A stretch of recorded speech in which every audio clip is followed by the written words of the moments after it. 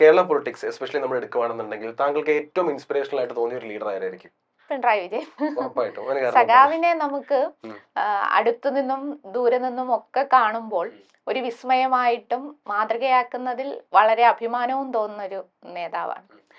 ഞാൻ സ്കൂളിൽ പഠിക്കുന്ന സമയത്താണ് സഖാവ് പിണറായി പാർട്ടി സെക്രട്ടറി ആകുന്നു എന്നുള്ള വാർത്ത ചാനലിൽ എഴുതി കാണിക്കുന്നത്.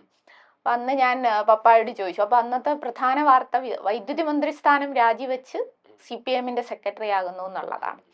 ഒരു സ്കൂൾ വിദ്യാർത്ഥി എന്നുള്ള നിലയിൽ എനിക്ക് അത്ഭുതമാണ്, ഒരാൾ ഇങ്ങനെ മന്ത്രിപദം വേണ്ടെന്ന് വെച്ചിട്ട് ഒരു പാർട്ടിയുടെ ചുമതലയിലേക്ക് പോകുന്നു. അപ്പം അതിനെക്കുറിച്ചൊക്കെ ഞാൻ എൻ്റെ അച്ഛനുമായിട്ട് പോയി പപ്പയായിട്ട് സംസാരിച്ചിട്ടുണ്ട്. പപ്പ അതൊക്കെ വിശദീകരിച്ച് തന്നു.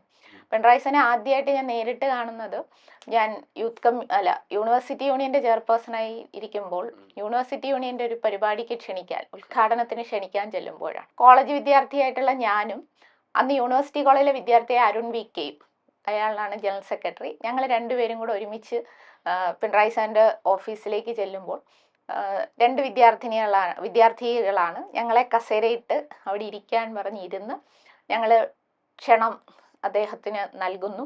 അദ്ദേഹം പിന്നീട് കുറേ നേരം ഞങ്ങളുമായി വളരെ സ്നേഹത്തോടു കൂടി സംസാരിക്കുന്നു. അപ്പോഴാണ് അദ്ദേഹവുമായി ഒരു അടുപ്പം ഉണ്ടാകുന്നത്.